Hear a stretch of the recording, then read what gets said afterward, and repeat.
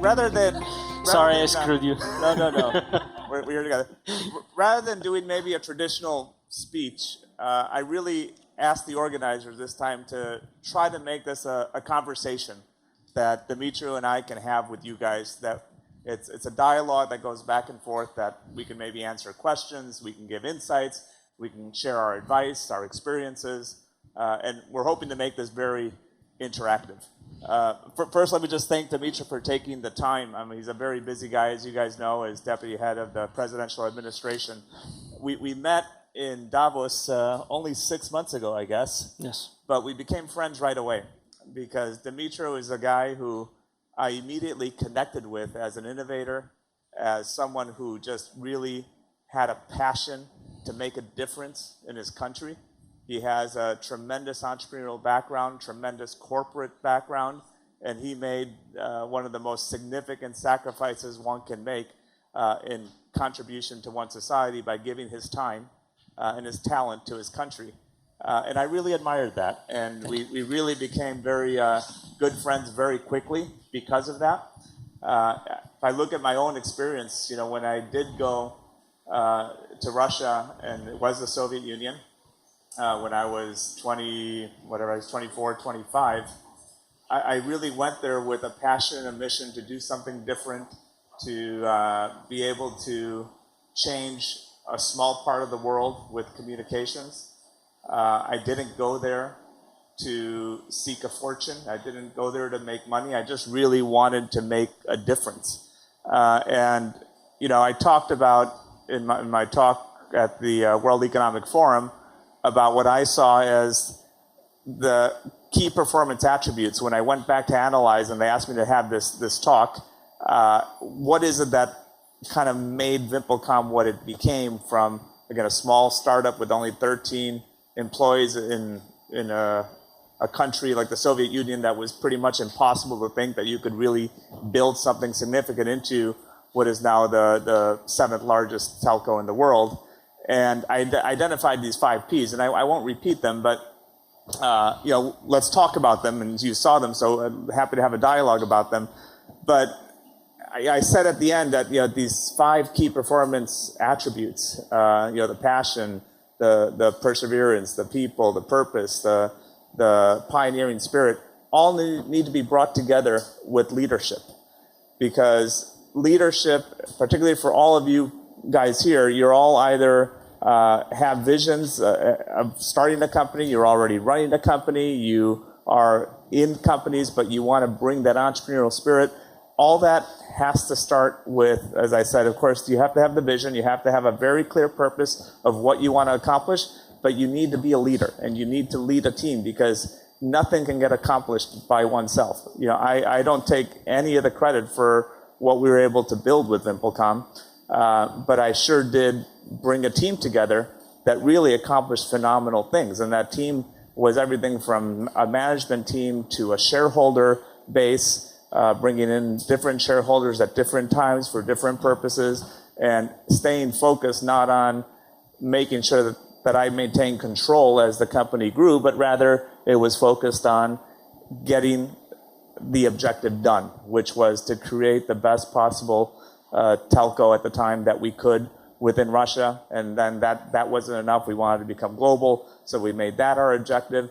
But again, you can't do that by yourself. You can't really make a global impact by yourself. It's about having that team together. And I also mentioned in the clip, teams change. And that's another difficult thing for entrepreneurs, because you start with a core team, you accomplish amazing things, but sometimes that same team is not the best equipped team to take the company to another level. And at VimpelCom, you know, we went through that many times, down to, you know, people who had been extraordinarily loyal, who had made tremendous contributions, without which we would never have gotten to the point we had gotten. But it was clear and necessary that you needed to make a change to be able to go to the other level. And we successfully went through that. And I'm actually very proud to say that any person that I've ever separated with, I'm still very close with, absolutely no animosity. So you can actually achieve the a result where you're not alienating people. And why? Because it was clear what the vision was. And it was clear that they weren't part of that vision either by desire, by skill, and we always found a way of something else for them to do. And again, that's super important. Again, that talk that I gave at the forum was quite focused on the transition from startup to a larger company to global multinational. So I would just maybe, as way of introduction, just emphasize those things. I know that the topic was about connections. I didn't say anything about connections, so you can say something about connections. But again, it's going to be an open dialogue. You can maybe say a few words, and then let's just have a conversation. Perfect. Thank you. Hey, AIESEC. Good. I love it. That must be a Ukrainian thing. We didn't do that. Well, that's terrible. I love it. It's an honor to be here. Thank you very much for invitation. Thank you for having me here. I joined AIESEC in '95. It was the beginning of AIESEC. I was one of the founders of AIESEC in Lviv, and then served for 2 years in National Committee, building different things, starting from the various initiatives with negative cash flow and other things. So I'm raising capital for AIESEC as well. So it was a big fun. I probably served with one of the best team I ever served. And it was a very exciting journey. Because of AIESEC, I also participated in an internship program and in Denmark, which actually later became a company with whom I started working closely. It was an inspiration for my startup, which later became a company to which I sold my company eventually, and later become head of R&D, head of research and development, supervising teams in US, Ukraine, and Denmark. There's a lot of fun, a lot of journey, and a lot of experience I gained through AIESEC actually been helping and continue to help me during my career. Over the time, through the series of acquisition, and when I was happy or unhappy with certain leadership, I decided I was invited to Microsoft. And it was another interesting journey because it's an absolutely global company, and an excitement that I always had is possibility to actually make a difference in Ukraine and make a difference of Ukraine globally. When I was becoming a general manager, one of the wise person in Microsoft told me, there is one role that you will have which is nowhere described. You will be ambassador of Microsoft in Ukraine, and you will be ambassador of Ukraine in Microsoft. And this is another area which has been a big excitement. Over 2 years, we become the best subsidiary worldwide. It's a big fun to stand on the stage with 13,000 people globally from the world, and in Ukrainian Vyshivanka, and your team cheering up, and everybody see Ukraine on the stage, and the big prizing and support. It's a big fun. Now, after Maidan, I joined the presidential team because on the same reason. And all these pieces of my career being always connected to startup. I started up an innovative startup, one of the first outsourcing company in Ukraine. Then it's been one of the first company who started doing our research and development. Startup in Denmark was also startup, but on European terms. Startup that Microsoft was in Ukraine, it was also a startup. And country is actually in startup mode. Even though we are 23 years old, I think we are still in the very startup mode. Based on my current experience, we're just learning to walk. Despite aggression, economic downturn, it's all the possibilities that goes in front of Ukraine. When I look over my career or my life, what was the big driving thing? And I always come back to the similar meeting where I was sitting as one of you in the audience, and there was a person who, if you ever been to London and if you've seen beautiful, nice, one of the most expensive property in front of the tower, just opposite the river. Very nice luxury place. Was built by one of the guys whom we invited when I was in AIESEC to Kiev. And he was telling us probably a lot of things we will try to tell you. About inspiration, about purpose. I really like what Augie said. Augie said a fantastic thing. He never started a company because of money, which I think great, because companies starts from the purpose and the vision. If you start company because of money, you lose at the very beginning. Companies had famous people we read about, they achieve things because of the vision and the purpose. Without this, and then they accidentally make a lot of money. I really like all this piece. I fully agree with this. Let me also, before we go to the question, tell a few words about Augie. Which was, you all know him as a successful startupper, well, entrepreneur, global leader. But he's also an interesting experience, which is kind of connecting me in my current role. He's a sheriff in the 2nd county in the United States. He went through the police academy. Because he always dreamed about this. He founded the helicopter squad for the county. He trains and raises and supervises SWAT team. So he actually also serving, and he spent a lot of time, which I now know, on the streets with police officers serving community.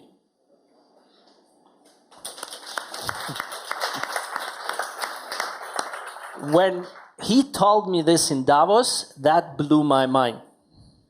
Because that's an experience, an example of the leaders that I always admired. And I think this type of the leaders changing the world. Now go to questions. Thank you. Thank you, Dmytro. I think now we can go to the questions. And first will be from me. Okay. How you define your success? What is success for you? I mean, I'll start. It's the ability to really make a difference, to see that you set a goal and you accomplish it. Success is sweeter when it's a more challenging goal. When you face more barriers, you feel a whole lot more satisfaction. I do, anyway. To me, the more difficult, the better the success, because I'm able to achieve what I set out to do. And the more people I have telling me that it's impossible and that you can't do it and it's not realistic, the more motivating and the more rewarding that feeling of success is for me. Also, before we go in, I want to introduce you to Anya, which is a very, very successful startup who grew up a lot of great startups. And if you want to build a company, she's the best person to go to for coaching, training, and actually understanding what's the true value of the startup. So, I think that the vision and the purpose, the core of your business, of the things you would like to do, is essential element of the success, because you will always benchmark, or at least I always benchmark my current position in the business or in what I do with where I want to be. And what is also important, my target should be always close to impossible. If it's too easy, this is not a goal and a vision. It should be achievable but difficult. It should be stretch target. When somebody in my team today, and currently in the government, well, because we're doing scorecard for reforms, set the target, which is like easy to achieve, we're saying, this should be here because you need to make an effort to reach it. Always checking with yourself, your position, where you would like to be, and always keeping your team and yourself accountable for how you are progressing. And you need to reach progress, even tiny one, every day to your purpose. If you don't do it, there's no success. And what are the purpose for each of you for now? Can you see for 10, for 20 years, what is your main goal and purpose in your life for now? I'm still very close to VimpelCom, so of course I have great visions and ambitions for VimpelCom to be much greater than what it is now, and I'm very pleased with what it is, but it can be much greater. Dmytro mentioned kind of in the government that he sees it as a startup. Believe it or not, we at VimpelCom see ourselves right now as a startup again, because we're in a different world. Being a telco was great 5 years ago, and having $20 billion of revenue is fabulous. That sounds pretty cool, like what else is there to do? But it's a different world. The world is changing, and we have to reinvent ourselves. So I'm very passionate about reinventing VimpelCom, all of our opcos into digital service providers, that we're actually going to have a true customer relationship. If you look at kind of what telcos typically were, we just had to provide voice services and give you a phone, and as long as you didn't complain too much and paid your bill, everybody was happy, and we made a lot of money, and that was great. That doesn't play anymore with all of the startups coming out of Silicon Valley, the WhatsApps, the Vibers. Our core business is now being eaten away, and we need to figure out how to deliver more value to our customers so that we're going far beyond just voice and far beyond data. Data right now is new here, but even that is not going to be rich enough in terms of what we should be able to offer you. We should be offering you services that enrich your life, that make you more successful business people, that facilitate business processes, that take away friction in the process of life and of development and of growth. So if I can contribute in remaking VimpelCom into a company that can really contribute in facilitating development of every individual customer, of every individual company that we touch, the impact that we can make globally is huge. So that to me is my next future still vision and goal for the next 5-10 years. For me, my vision is the country, my country, is the successful country. And the way how I define the success of the country, it's where there is a lot of potential in the state. And when I see how it is wasted, from economy to people to resources to everything, we are the richest country in the world in terms of talent. And again, I'm talking about relativity globally. We have one of the best talents in the world. We have almost any kind of resources, natural resources you can imagine. We have very diverse climate zones. We have fertile soil. We have different transportation facilities. When you look at geographical position, all these elements, it's a big assets, so badly managed. So my wish is that if we can progress in start managing assets in the way so the country starts thriving, delivering in continuous growth year over year, this is what I dream about. And I clearly see how it can be done. I want to see Ukrainians stay in Ukraine. I want a Ukrainian startups start in Ukraine. Not Silicon Valley is nice, but Ukraine is better. I want Ukrainian companies carry Ukrainian brand made in Ukraine or engineered in Ukraine or invented in Ukraine. We're not going to be China. I'm not actually a big fan of saying Ukraine is a China of Europe. No. I would like to say Ukraine is the brain of Europe or the heart of Europe, because the way how we defend our values for Europe today is on the highest rank. I would say none of the European country, and I'm completely politically incorrect, please don't tweet and quote me, but we actually represent one of the we are a nation which actually live and breathe European values today as nobody else. We want to succeed as nobody else. There is so many people who would like us to fail. Like in business, there are so many people who would like some startup to fail just to prove that these guys who started the startup, they've been wrong. And then when they succeed, everybody says, well, we've told you they're going to be successful. So that's my dream. I want a strong, successful, powerful country, Ukraine, as a global leader in the world. And that the reason we're here is because Thank you. we really believe that it's the startuppers, it's the young entrepreneurs that can really make a difference. You look at the United States, I mean, the core of that economy is driven by small and medium-sized companies. A lot of the huge kind of value creation and wealth comes from startups. And the potential here, the talent here that we see with Kyivstar is absolutely tremendous. And we share this passion, which is why we're sitting here at this stage talking to you guys to see what we can do to motivate you, encourage you, give any advice, and you guys are the ones that can make a huge difference. So why don't we maybe turn to the audience a little bit? Yes, I want to turn to the audience, so first question, please take a microphone, stand up, say please your name, because I will write all questions to choose the best one. My name is Igor, and my question for Mr. Shymkiv. Because it's closer to me, and thank you for wonderful inspirational speech, motivational, but can you share some inspirational ideas in times of, nowadays there are some people consider it difficult times and times of turmoil, young people don't see opportunities, and can you share some inspirational thoughts how young people can turn difficulties into opportunities and make impossible possible? Thank you. You know, when I was in what was the Soviet Union in '91, it was pretty messed up. There were a lot of issues, and you know,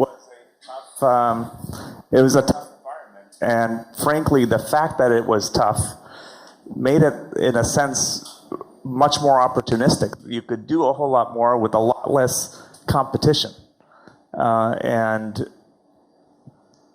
having kind of a passion and motivation to turn a really bad situation into something really good, even on a micro basis and at a micro level. If you can just make a difference in a small little community, a small little area, a small little service or product, and then you build on that, that's what you really focus on. Because if you just focus on all the external factors that are, you know, poor me, I can't handle it, someone's got to help me, you just help yourself, and you just take advantage of it and just get little successes. Dmytro said it perfectly.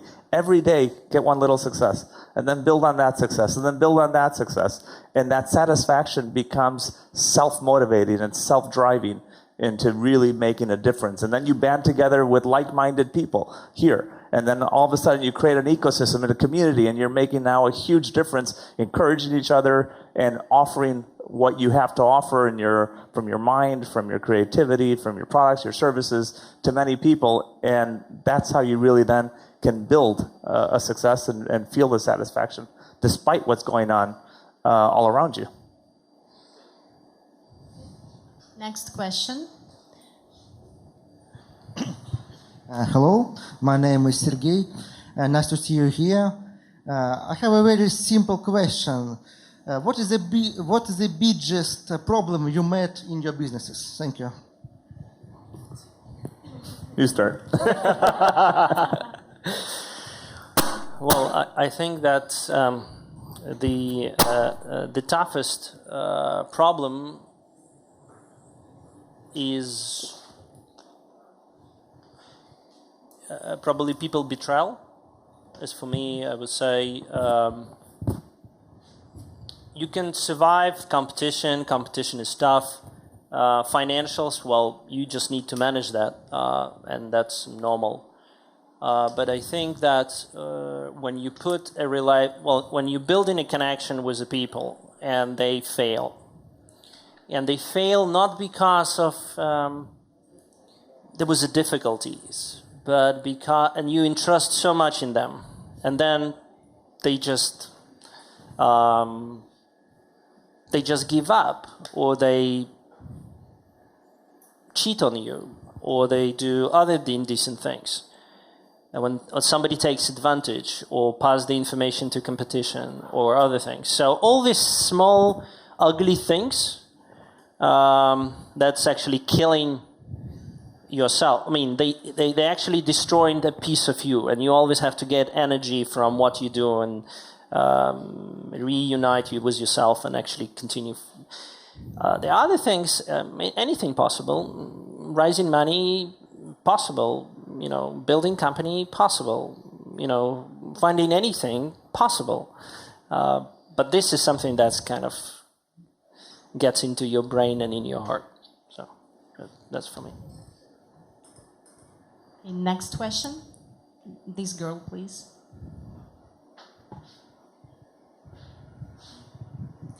My name is Olga Zhdanova, Kyiv National Economic University. My question is as follows. Being a responsible leader, what does it mean? What does it mean for you, for both of you, Dmitry and Augie? Do you consider yourself a responsible leader, and why? Thank you. For sure, when you're in a position of leadership and you have many people relying on you and looking up to you, absolutely, that's a value that is fundamental. And being a responsible leader is about being honest. It's integrity. It's building people, giving them their full potential that they can actually realize themselves in the best possible way. So yeah, that's absolutely fundamental for any leader to really take that responsibility on, and that it's a responsibility far beyond, as I said before, just money. When you have, it's about stakeholders. So you have stakeholders in the company as your employees, you have stakeholders who own the company, or your partners, or it's the stakeholders outside, inside. And you need to be constantly thinking about all of them. I never understood the companies who don't care about the customers. They just sold and they forgot. It's also about internal people. I never understood people who treat people like slaves in the company or disrespect. I see a lot of this in the government, okay, let's say in public service. And one of the things that I'm actually telling people when they go and now work with me is how you handle the disrespect behavior, because this is a lot. Respecting individuals in company, outside company. One of the phrases that I've always said, and a long time ago in many interviews, I hate hierarchy of the stars. I hate it. I like hierarchy of responsibilities. This is a new world. The new world is about hierarchy. You can do more, you can lead the team, you get at this position. You can run the company, you can run a big organization, you need to earn it by responsibility. Not by who your uncle was, or how many money inherited you. Actually, a lot of people who inherited money is extremely bad managers. And those who inherited but start working from the very bottom to the very top, they can actually do things because their parents teach them to be responsible. And when you work in every different role in the company or organization, you learn responsibility. And AIESEC actually, by the way, is one of the best organizations to teach responsibility. Because how you can motivate people, recruit people, do the project, and all other things, we all know because we all been in AIESEC, and you all know, and actually not paying them money. That reminds me current public service. So you need to motivate them, get the result, and not pay them. It's an interesting exercise. Next question, Pasha. Hello everyone, my name is Pasha. I'm current MCP of AIESEC in Ukraine, and I'm today with my elect Tanya. Tanya, please say hi. This is elect MCP of AIESEC in Ukraine. So I have a question for you both. What is the best memory from your AIESEC career? All right.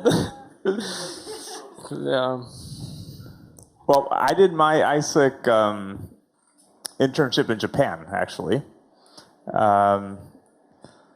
It's a long time ago, so I need to think about it. But it was just a tremendous experience for sure. We underscore how important leadership is, and AIESEC is just so core. If I kind of break down where did I if I had to say, quote unquote, my success, whatever it is, where would I kind of say, because of this, I achieved what I've achieved?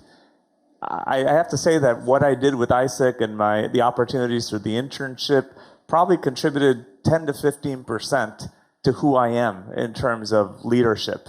And there was a joke from Peter that the education doesn't matter much. Kind of, it didn't matter much. I can tell you. I can't think of what it is that I learned. And I went to a great school and everything. I went to Stanford. That's great, and I learned great stuff apparently. But there's nothing that I'm really doing that I learned in a classroom at Stanford at all. But there is stuff that I learned in the role of AIESEC and the leadership role that I had within the school, and then again the experience I had in my internship in Japan with the Japanese Management Association. Still very close. I learned a ton of how to manage just different cultures. I look at when I was at Stanford also, I started a fraternity, which is a student organization, was president. What I learned there in terms of managing fellow students who are rowdy, uncontrollable, and never want to listen to anything, but what you learn how to manage your colleagues, it's very valuable. So, I mean, to AIESEC, kudos to all of you guys that have taken the time, because it takes time. It takes time, there's effort, and you have other things to do, like get good grades and stuff. So to me, it was a tremendous, valuable experience that's very close to my heart. You probably have a more fun experience. Oh, yeah. Well, for me, I just tried to recollect what was the single point which I coming back. I participated in some of the events and the local committee meetings and the national committee meetings. And I was asked by Nikolai Mikhailov, who was a national NCP by that time, and I was not yet in his team. So they convinced me to become national trainer. So the selection for the national training team was the toughest I ever seen. And I can tell you, that was the toughest I ever seen, even up till today. So, because we actually was a lot of assignment, a lot of selection. So finally, around the midnight, we've been notified that we become a national trainer. And actually, in a month, we've been going on the trip around the Ukraine. And the fun was that at the end, some people went through the selection, they couldn't, they had some schools, etc. By that time, I didn't drop the university. I actually had a successful career, very good job at university, where I was building computer network from scratch. Pretty similar to what I'm doing now. So I dropped all this with a good income and good opportunities and joined absolutely unknown. And I was traveling around the country, Lviv, Ivano-Frankivsk, Ternopil, Mykolaiv, Kherson, Berdyansk, Lugansk. And I was traveling by bus, by train. By the time my money slowly get gone. So you live on an extremely bad diet, on the extremely low income. It was a lot of fun because you could see the country, you could see the people, you could share your passion for AIESEC and possibility to change the world, and you coach people. That was fun. And the whole experience in National Committee, when you have no money for food and you're late for the business meeting and you take a taxi, and the last money that you spend because you need to get to the meeting, and then you get to the meeting and you fundraise money for the committee, that's a fun. It's the biggest fun. And then, of course, all the other things which we cannot talk about. By the way, I met my wife in AIESEC. Uh-huh. I didn't know that. Next question, please. Hello, my name is Oksana, and I'm alumna of AIESEC in Ukraine and project manager in an IT company currently. So my question is, please remind yourself and describe us the situation when you feel yourself very proud about what you and your team achieved, done. For me, for VimpelCom, probably one of the proudest moments was when we took the company onto the New York Stock Exchange. It was really quite extraordinary because no company from Russia, from the Soviet Union, had ever been there. There was no legislation to do it. even within Russia. And we set the objective that we were going to take the company public. And even by today's standards, we set that objective, and exactly 12 months after we pronounced that this is what we're going to do, we were standing on Wall Street. We had a flag of our company waving. They closed down all of Wall Street. We had celebrations in front of Wall Street with dancers and just amazing things. And to think that we had gone from a company started under Soviet Union to now being in the center of capitalism on Wall Street, that was probably one of my proudest moments, business moments, of saying, wow, we really accomplished something extraordinary that hasn't been done before. And I just love, when I say pioneering spirit, I mean, that just drives me a lot, doing something that hasn't been done before, being the first at it. And so that was, that we will always have been the first company, no matter who else does anything else. So that was a pretty proud moment for me, business-wise. For me, yeah, that was actually a good start. For me, one of the, I already shared that experience because winning a subsidiary of the year in Microsoft is extremely tough. It's not only just revenue or market share, it's a bunch of scorecards and a bunch of elements that you need to win. And you're competing countries by countries, and it's neck to neck. When I came to Microsoft, I was in the first year in the big gathering. Ukraine was always sitting far, far away on the top corner. Because usually those who lose, they sit there. And I was sitting there when seeing all the cheering and inspiration, and I said, damn, I want a Ukraine standing there. I won this. So when I was appointed, on the first day I was appointed, I was speaking to my team, and I said, we're going to be on the stage. And everybody said, his guy is crazy. Because at the same time, I also had to fire 40% of the staff. And I was, at the moment of the toughest economic downturn, had set the vision for the whole team where we would be. It's about putting all focus of the company and every energy to reach that goal, because it's about resources, investment, visibility, absolutely. And when the first year we lost 1 point to Colombia, whole team was trying to calm me down because I was completely disappointed for 1 day. Because next day he said, we're going to win again. And in the next year, we won.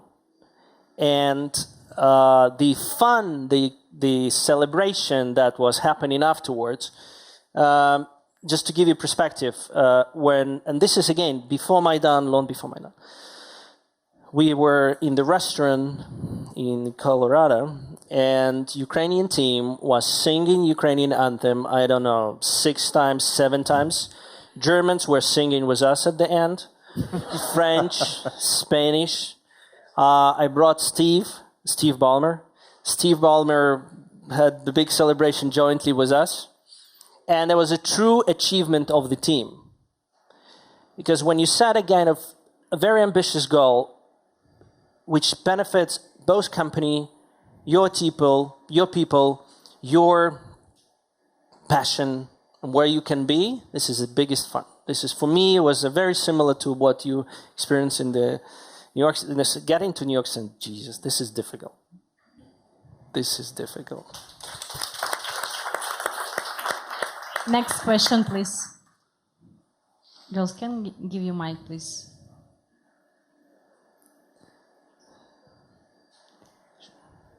Shout. Hello, my name is Andrei Korobov, and I have a question to Dmitry. Dmitry, how do you think we can bring this commitment and passion to our government so that young, talented people will be motivated to work for Ukraine, not only for private companies? The situation with the public service is very, very challenging. Over the years, public service was downgraded both, or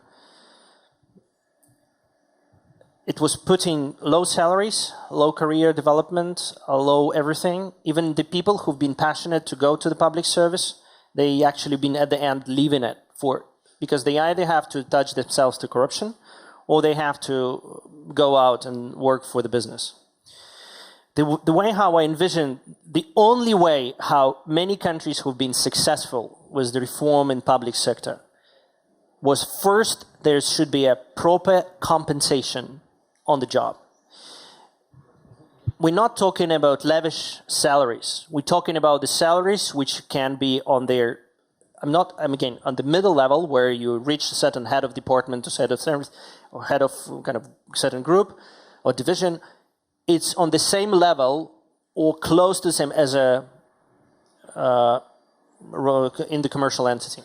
Let me give you an explanation what kind of expectations we all have as citizens to the people in the government. We want them to speak, or employees, public service, speak foreign languages in order to understand. So actually it saves a lot of time. A few days ago I had a meeting with a German who didn't speak English. Jesus Christ. We actually had to cut, we could do all talks I had in like half of the time. It's about technical skills. It's about legal skills. It's an interesting thing because ability to analyze law, identify the breaches and the difficulties in the law, draft law, very important skill, negotiations. Ability to run a conversation or moderate conversation. It's about listening, understanding, finding a solution. For me, that type of people, and very diligent. This is because there is a certain level of bureaucracy which needs to exist. And finding this type of people and attracting them to the government service is difficult because if they choose to go with a career path in the commercial, they can reach a much higher level, much faster, and can very often make a much bigger impact. Today, how to attract them to this track of public service, we need to show them the possibility. So what we do, we have interns, so we encourage students from university to come and work in presidential administration. We actually do have 8 interns from Kyiv Mohila School. We agreed with them, and there were people who wanted to work with us. We empower, well, at least I can talk about my team, we empower them with the possibility to draft law, to make impact, to do analysis, which actually reach the president, reach the government, reach kind of public. Many things that I present is actually drafted by that people. So, and their happiness starts from them seeing the results of the work done. And when we've seen all this, I think that we will start changing. It's a long process because identifying funding, encouraging that there is a possibility to have a boss in government that will take care, it will take time.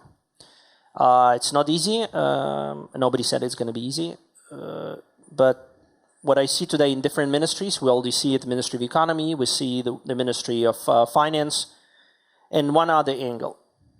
The best success I've seen so far, where we blend together one of the best minds of the old school, including bureaucracy and understanding how the different things work, and the people who have a new aspiration to change the country.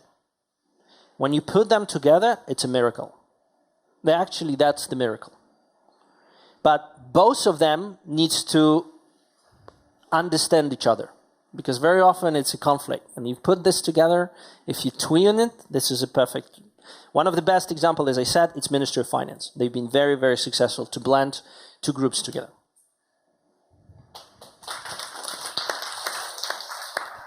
This girl, girls, can you give me a mic, please? Good evening. My question is for both of you. What are your personal dreams? Not business goals, but things that are in your bucket list. Thank you. Wow. Mine are actually quite simple, which is just focused around my family. I spent a huge amount of time building Bimplecom and doing other activities. My family is always the one that suffers the most because I'm away.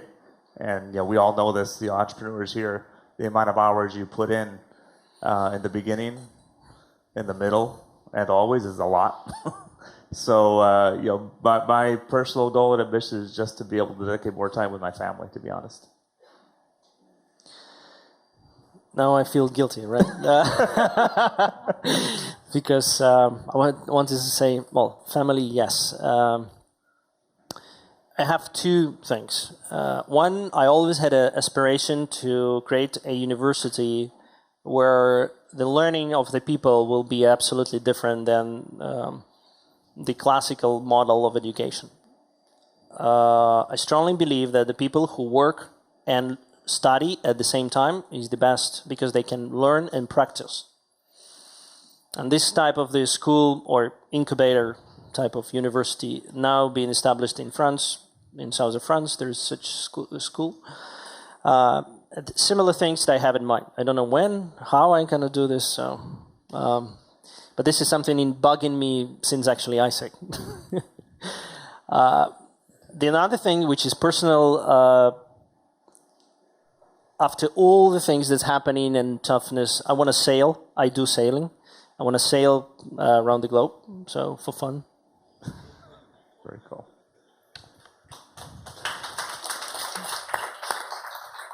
Next question here, please, girl. Hello, first of all, thank you for your speeches. It's really inspiring. And now, currently, I'm LCP of Kyiv.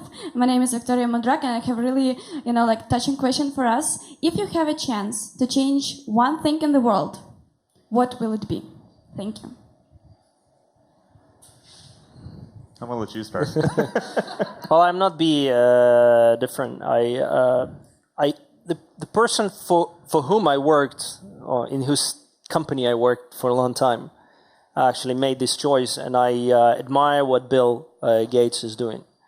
If I would have the possibility, and he actually made this choice, he decided to fix, to direct the funding that he had, matching with Warren Buffett, to fix the diseases that attack kids. And I think this is a very noble role because a lot of people find the ways how to fix the consequences of the problem, while he wants to fix the problem in the root. And this is tough. It's very difficult. And I think if I would have a possibility to change, I would actually, because I would like people to be healthy, and particularly kids. Can I have two? Yes.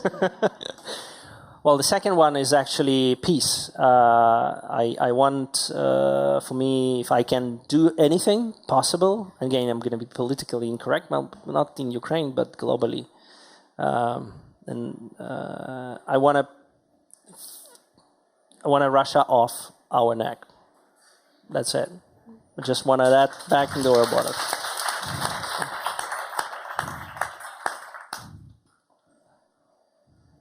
I'll give my answer, which maybe it's too pragmatic and I don't know exactly how to achieve it, but I truly do have a passion for people like you, entrepreneurs.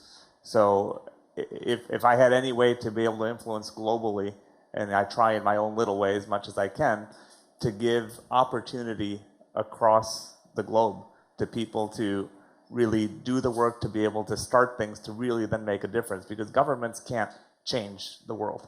It's the people who can change the world. So for me, it would be giving the opportunity to anyone who has the ambition, who's ready to do the work, who has a vision, the opportunity to realize themselves, no matter what environment they're in.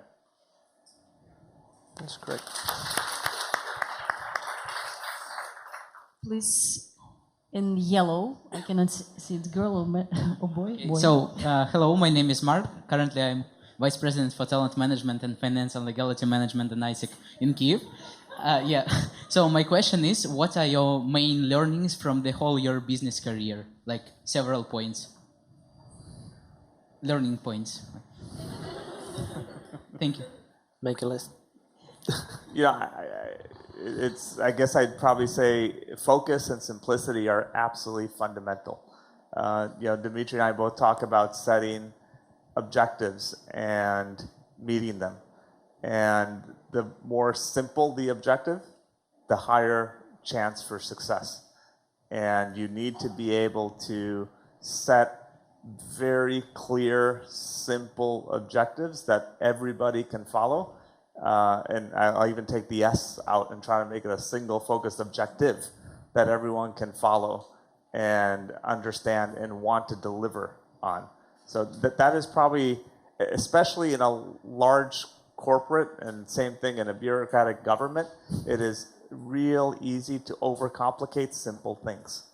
And it's a talent and it's work to take complex situations and simplify them and add the focus and the prioritization so that everybody knows where to go.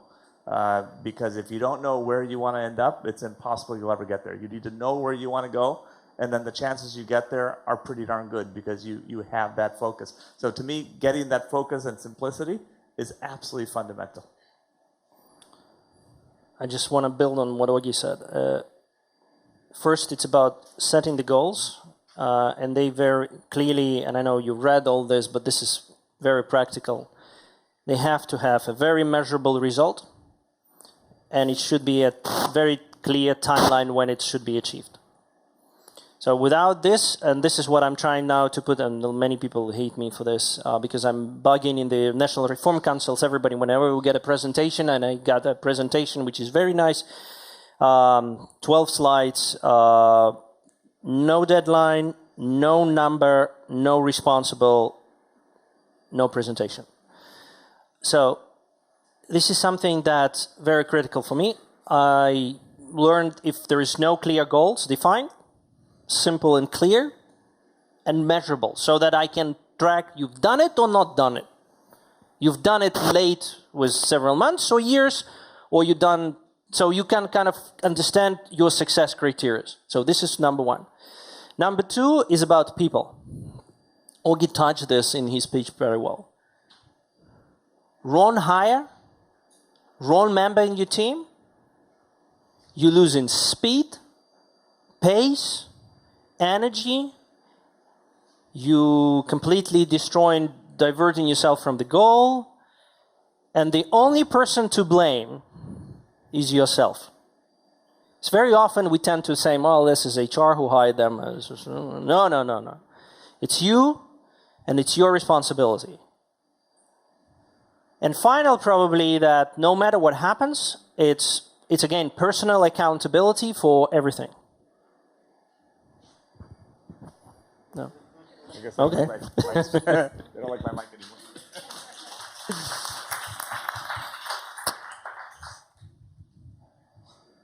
Yep, I'm done. Next question I will ask here. Hello, my name is Sergey, and I have a question to both speakers.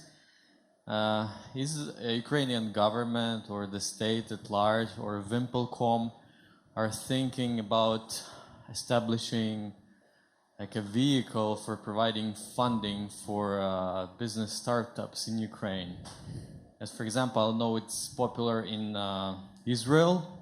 Is Ukraine also doing or also thinking about the same thing?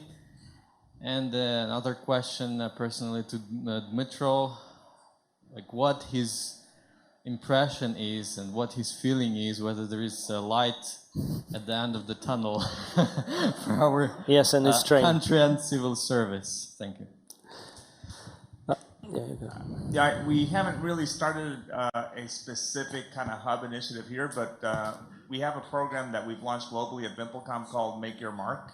And within that, for example, in Italy and now in Pakistan, we're actually starting a similar thing. We're setting up basically centers where we're helping entrepreneurs by giving them, that if they have unique, clever product services, we help facilitate that either within our own system or just give them advice and mentorship to develop it within the industry or just within business in general. It's something that we absolutely will, as part of our Make Your Mark Global program, look at doing here in Ukraine. We haven't started it yet, but again, we've done it in two countries so far. Well, I can answer very simply no. If you look currently today with economic finance, with the current situation with economy and budget and constraints, it will be irresponsible to actually start doing it now. And I understand that can be creative critics. Yeah, we need to stop. What we also learn in the business is to be focused. Right now, the priority of the government is to take the country out of the spiral downturn, to stabilize and start getting out. And the moment of creating such funds would be exactly when we start getting out. That would be and that's when actually Israel started doing this. But when I started a company, or Augie started the company, there was nothing. You know, you had reality. People invest in people. You don't need any fund. What you need is another crazy people who actually like your crazy idea. And today, there is so many places where you can go. Startup Ukraine, right? There's a great place. You can go, you can meet people. Actually, there's a co-working space. If you go to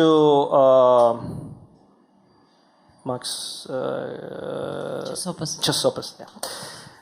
If you can go to Chasopos, there is another initiative that will be taken up on the big exhibition center with a lot of co-working. There is a co-working space in Odessa, which is organized by former GM of Yandex in Ukraine. So all these co-working places is the best place to meet other crazy people with other crazy ideas who will start sharing, and you learn from each other. This is the best thing. That's what is Stanford about. This Silicon Valley, later VCs come there because they have money they would like to invest. There is funds available today from Norwegian government today in Ukraine. There is Norwegian fund. There is so many funds that are present today.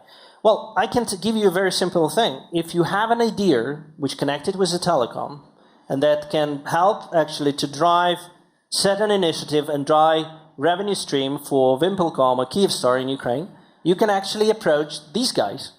And they're actually very creative. And I know their team because I worked with Kyivstar when I was country manager for Microsoft. So we did a lot of creative, crazy projects, which were also responsible projects, like about maps, old maps of Ukraine, which actually a lot of people don't know, but actually maps that have been collected by a person who works for Kyivstar. And then it's become they created the project, we did it jointly, and then make it public. Kids safety online, it's another project. It started with one person in my team who was very obsessed with the program. It grew up from the idea of one person in Microsoft Initiative Tiny to a big program which Kyivstar launched and put it together. So when I look into this, should I sit and wait till somebody big fund is established and start looking around and seeding money? There is already funds who are seeding money, and there is no need for government. The only thing that the government needs to do today is to create a business environment where everybody can strive. No preference to any single industry, no preference to any single entity. Equal condition. Believe me, this is the best environment for business. Competition is always the best. Competition. So, government fund, when we get luxury, a bit. We have 5 minutes till the end, and I think we'll have 2 last questions. Maybe one will be at the end of... Oh.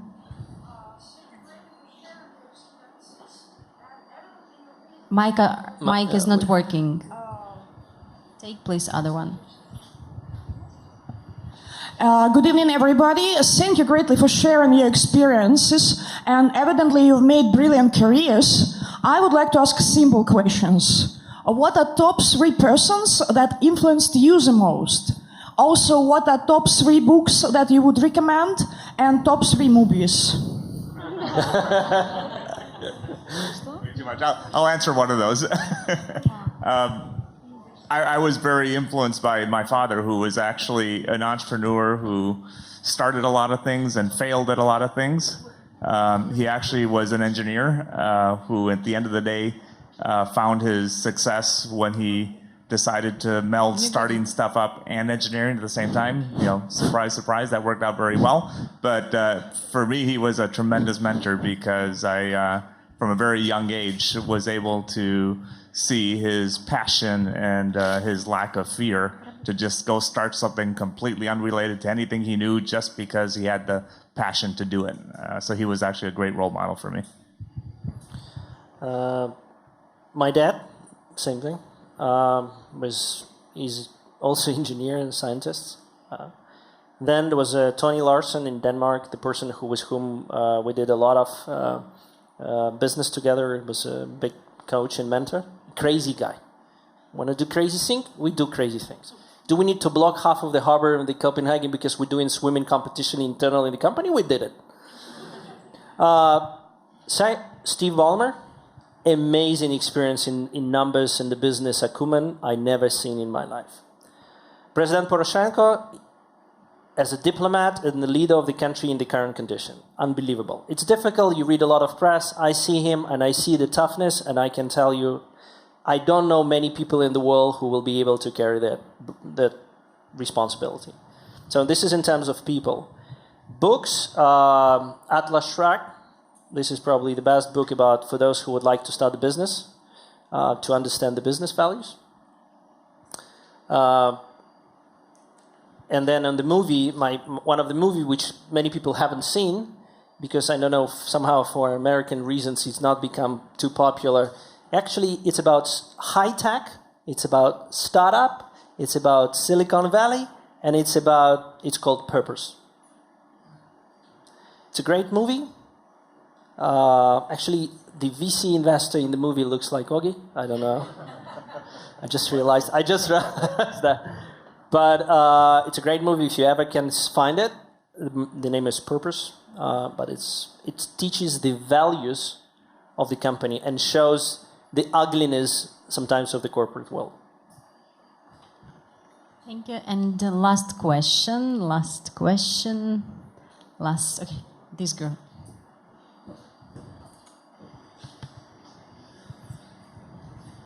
Working? Yes. Hello, my name is Aliona. I am actually working of public service. Well, we will talk later about it, maybe. So, I have very simple questions, of course. It's about inspiration. Sometimes we have time when it just leaves us. And what can you advise to us to bring it back? That's a good question.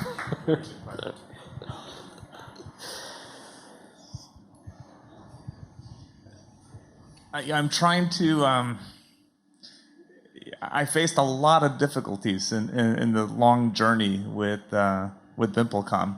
Everything from all the work I had done in establishing the company and having my ownership stolen from me 3 different times, actually. And those were probably very tough moments, and particularly probably the second time my shares were stolen and I had to buy them back. Because then at that point, I wasn't dealing with my own money. I was actually dealing with other people's money who had backed me up and supported me and believed in me. And, you know, what kind of a fool was I that I let someone steal my shares? That was probably one of the lowest moments of my kind of business career, if you will, because the stakes were pretty darn high. I was facing lawsuits from people who trusted and said, wait a second, you must have known that they were going to do this. Okay, of course, I didn't know. It was a kind of crazy time in the early days in Russia. And so I go back to maybe that moment. I'm trying to understand what is it that brought me down. But I have to tell you, I never felt the lack of inspiration. So unfortunately, I can't give you an answer because it just maybe becomes, for certain people, an internal way of mind. I said before, passion is a way of life. Frankly, the more difficult the situation, the more inspired I am. And that's just a character flaw or a character strength. I don't know which. For me, it's served me very well.